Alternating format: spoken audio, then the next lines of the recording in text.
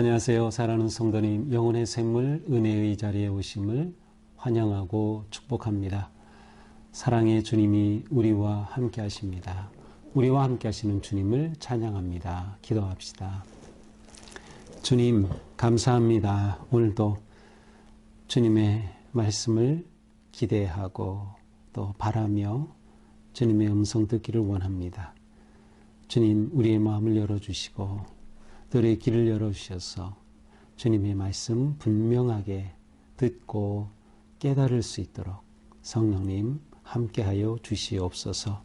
우리에게 주신 말씀이 매일매일 삶의 양식이 되고 진리의 길이 되어서 말씀으로 세워지는 우리의 삶, 거룩하고 아름다운 우리의 삶으로 인도하여 주시옵소서. 예수님 이름으로 기도합니다. 아멘. 네, 오늘 우리에게 주신 말씀은 신명기 25장 10절에서 22절입니다. 내 이웃에게 무엇을 구워줄 때에 너는 그의 집에 들어가서 전당물을 취하지 말고 너는 밖에 서 있고 내게 꾸는 자가 전당물을 밖으로 가지고 나와서 내게 줄지며 그가 가난한 자이면 너는 그의 전당물을 가지고 자지 말고 해질 때에 그 전당물을 반드시 그에게 돌려줄 것이라.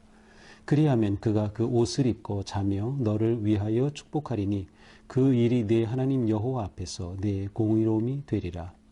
곤궁하고 빈한한 품꾼은 너희 형제든지 내 땅 성문 안에 우거하는 객이든지 그를 학대하지 말며 그 품삯을 당일에 주고 해진 후까지 미루지 말라. 이는 그가 가난함으로 그 품삯을 간절히 바람이라.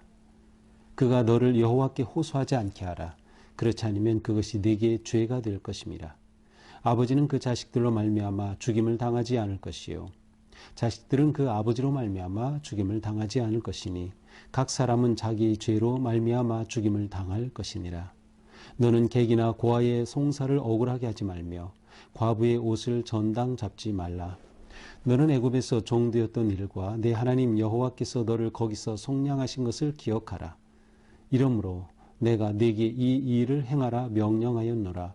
네가 밭에서 곡식을 벨 때에 그 한 뭇을 밭에 잊어버렸거든 다시 가서 가져오지 말고 나그네와 고아와 과부를 위하여 남겨두라. 그리하면 네 하나님 여호와께서 내 손으로 하는 모든 일에 복을 내리시리라.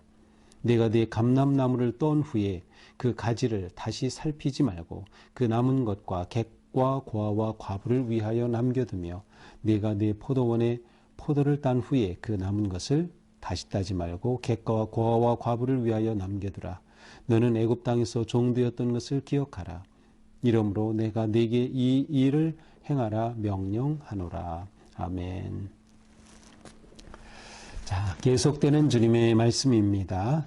이게 전체적으로는 이스라엘 백성들이 하나님께서 기뻐하시는 그러한 그 공동의 선을 추구하는 공동체를 세우도록 주시는 규정인 것들을 보았지요. 자, 오늘은 또 어떤 내용일까요? 10절에 보니까 이웃에게 무엇을 구워줄 때 그의 집에 들어가서 전당물을 취하지 말고, 전당물에 관한 규정은 어제에도 6절에서 우리가 본 적이 있어요. 오늘 또다시 나오고 있는데, 오늘 본문은 조금 다른 상황을 묘사하고 있습니다. 자, 누구에게 무엇을 구워줄 때, 보통 우리도 무엇을 빌려준다 하면 어떻게 하죠?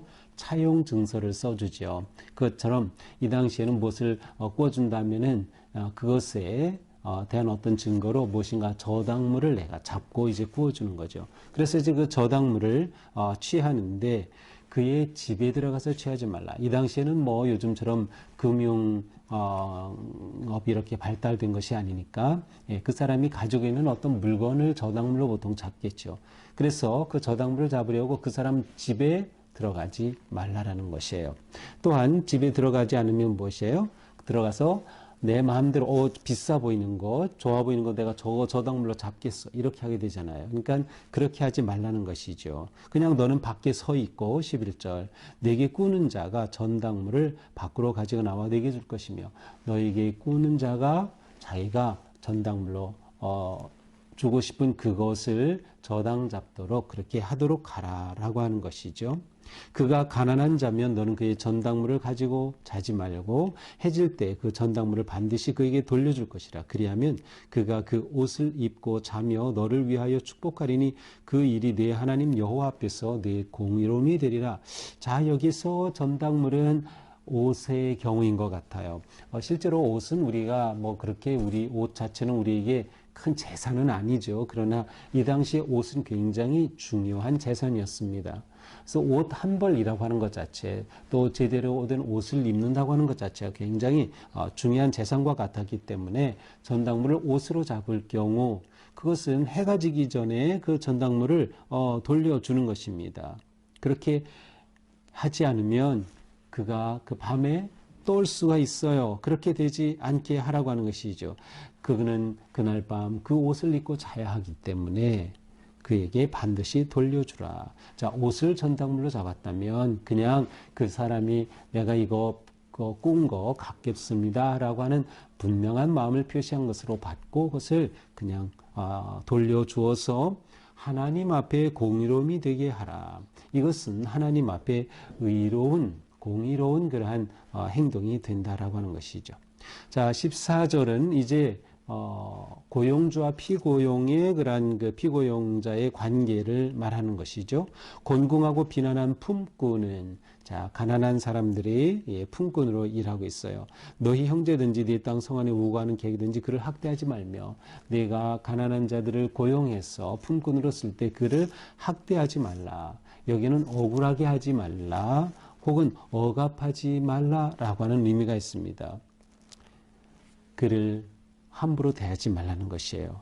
또한 15절에서는 품삯은 당일에 주고 해진 후까지 미루지 말라. 품삯은 당일에 줘야 한다. 이 사람들은 하루 벌어 그것으로 사는 사람들인데 그날 일했는데 오늘 못 주겠어. 그렇게 하지 말라는 거. 반드시 그날 일 그날 한 걸 주어야 그래서 그것 가지고 또 음식을 사서 먹고 살아갈 수가 있기 때문이죠. 그가 가난함으로 품삯을 간절히 바랍니다. 그렇죠.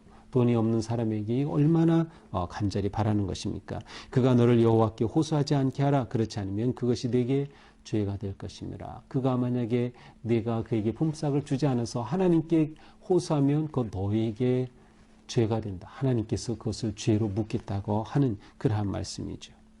자, 16절 아버지는 자식들로 말미암아 죽임을 당하지 않을 것이요. 자, 이것은 중간에 들어온 그러한 어떻게 보면 좀 연결되지 않은 말씀 같은데 이 내용은 무엇인가 하면 아버지는 자식들로 말미암아 죽지 않는다. 이것은 무엇인가 하면 자식이 죄를 지은 것 때문에 아버지가 그 죄의 결과를 받는 것이 아니다. 또 그 다음도 마찬가지예요. 자식들은 아버지로 말미암아 죽지 않는다. 부모의 죄로 말미암아 그 대가를 자식이 지불하게 하고 자식이 맞게 해서는 안 된다라는 거예요. 각 사람은 자기 죄로 말미암아 죽임을 당할 것이니라. 정말 큰 죄를 지었을 때 자기 죄에 따라서 그 사람이 받는 거지 아버지의 죄라고 해서 자식에게 물려 벌을 주거나 자식의 죄라고 해서 부모에게 올려서 벌을 주는 그러한 일은 하지 말라.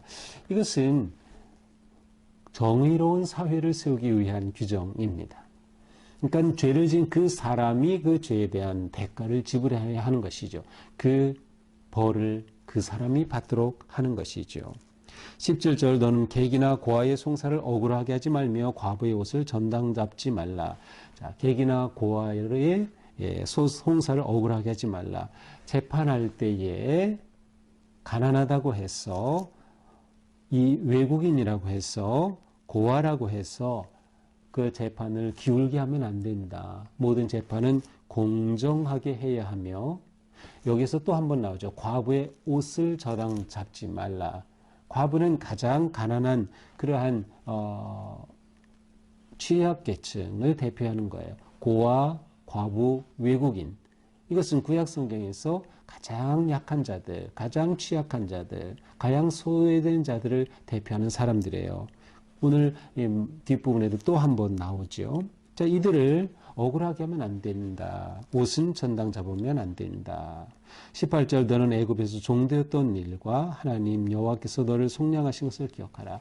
이것은 이렇게 명령하신 이스라엘 모든 백성들이 하나님의 은혜 안에 공동의 선을 추구하고 함께 사랑의 공동체를 세워가야 할 그 이유, 근거가 뭐야? 너희들은 애굽의 종되었던 것 기억해. 하나님이 너희를 구속하여 주었다. 너희를 그렇게 세워주고 살려주었다. 이거를 기억해라. 이것을 기억한다면 너희가 가난한 사람, 약한 사람에 대해 함부로 대하고 인권을 무시하는 그런 일을 할 수 없다라고 하는 것이죠. 이것은 우리에게도 똑같이 적용됩니다. 우리는 모든 관계, 인간관계 또 살아가는 삶의 사회적 모든 활동에서 나는 하나님의 은혜와 사랑으로 구속함을 받은 하나님의 자녀다. 은혜를 입은 자다. 라고 하는 것을 생각하면서 은혜에 베푸는 삶을 살기 힘쓰는 거예요. 이것이 그리스도인의 삶입니다. 이것이 우리의 삶이 되어야 돼요. 상대가 뭘 잘해서가 아니라 억울한 사람, 가난한 사람, 소외된 사람, 내가 주님의 은혜 받은 자임을 기억한다면 그들에게 내가 할 수 있는 은혜를 베풀어야 한다라고 하는 말씀인 거죠. 내가 밭에서 곡식을 벨 때에 그 한 뭇을 밭에 잃어버렸거든 다시 가져오지 말라. 자, 이제 추수하는 이야기입니다. 밭에서 추수할 때에 이렇게 추수하면서 한 단, 두 단 쌓아놨죠. 그런데 깜빡 잊고 몇 개를 놓고 왔어요. 그거 그냥 두라는 거예요. 왜? 가난한 자들이 그것을 통해 먹을 수 있고 살릴 수 있기 때문이죠.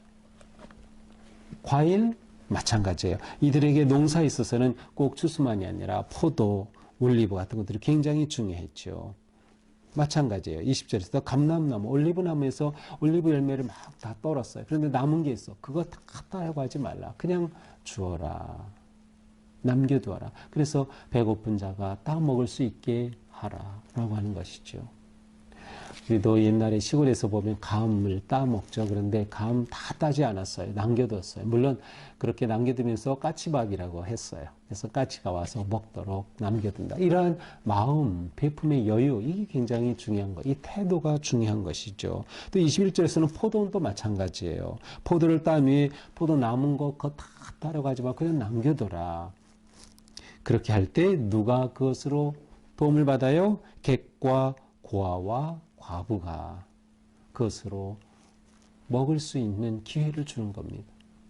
이렇게 될 때 이것이 하나님께서 우리를 사랑하시는 길이고 복 주시는 길이에요. 그래서 19절 끝에 뭐라고 했어요? 이렇게 남겨두면 내 하나님 여호와께서 네게 손으로 하는 모든 일에 복을 내리시리라. 이렇게 할 때 하나님이 내가 손으로 하는 모든 일에 복을 내리신다. 우리가 정말 복받기 원한다? 그러면 이렇게 하는 겁니다. 이게 복받기 원하는 사람이 할 수 있는 거예요. 누군가를 위해서 남겨두는 것이죠. 22절은 다시 한번 반복합니다. 애굽 땅에서 종되었던 것을 기억하라.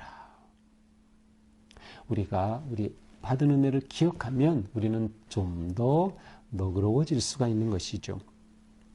자, 오늘 말씀 이렇게 보면서 오늘 말씀은 역시 공동의 선을 세워가는 그러한 사회의 모습이지만 이제 복된 공동체를 어떻게 세워갈까라고 볼 수 있어요. 자, 어떻게 세웁니까? 첫 번째, 약자를 돌보고 배려하라라고 하는 것이죠. 약자를 보호하고 돌보고 배려해야 한다. 그들의 생존권을 지켜줘야 되는 거예요. 특별히 경제적 약자에 대해서 그렇게 돌봐줘야 한다. 자, 두 번째, 정의로운 관계를 세워가야 한다는 것이죠. 하나님은 약자의 호소를 들으신다. 그러므로 정의로운 인권을 존중하는 억울함이 없는 사회가 되어야 되는 거예요. 그 재판정이 공의로워야 돼요. 살아있어야 돼요. 억울함이 없어야 되는 그것이기 때문이죠. 하나님은 약자가 울부짖을 때 그 모든 것을 들으시는 거죠.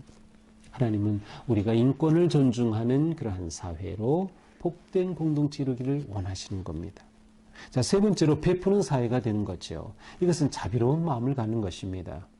우리의 마음이 좀 더 너그럽고 은혜를 나누고 베푸는 사회가 되는 건 너무나도 중요한 거죠. 우리의 모든 사회적인 인간관계 속에서 분명히 내가 베풀어 줘야 하고 도움을 줘야 하고 보호해 줘야 할 사람들이 있을 겁니다. 그 기회를 오늘 외면하지 마십시오.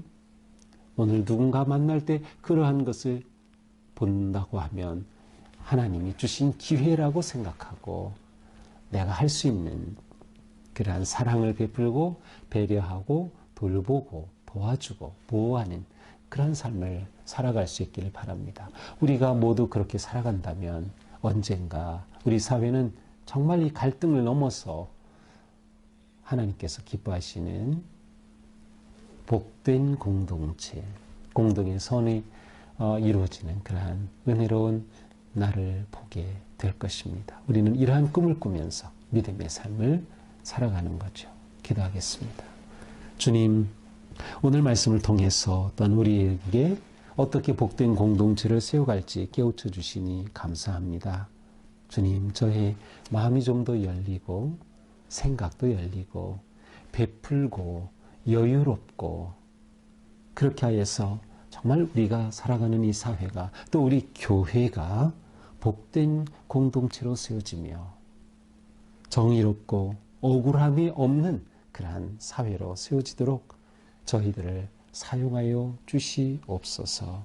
우리가 그렇게 우리의 삶의 태도를 가지고 또 그것이 우리에게 주어진 사명임을 깨달아서 아름답고 거룩한 믿음의 길에 헌신하도록 인도하여 주시옵소서. 예수님 이름으로 기도합니다. 아멘. 네, 오늘도 주님의 은혜 안에서 우리 삶이 이처럼 아름답고 베풀고 섬기는 행복한 하루가 되기를 축복합니다. 사랑합니다.